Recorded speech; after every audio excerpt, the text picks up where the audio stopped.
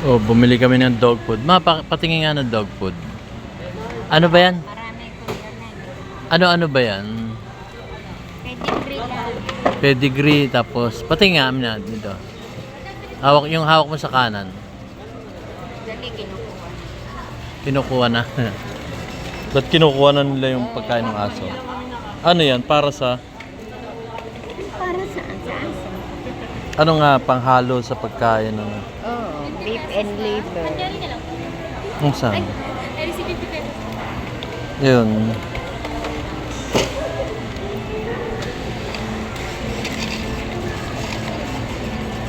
Beef and liver.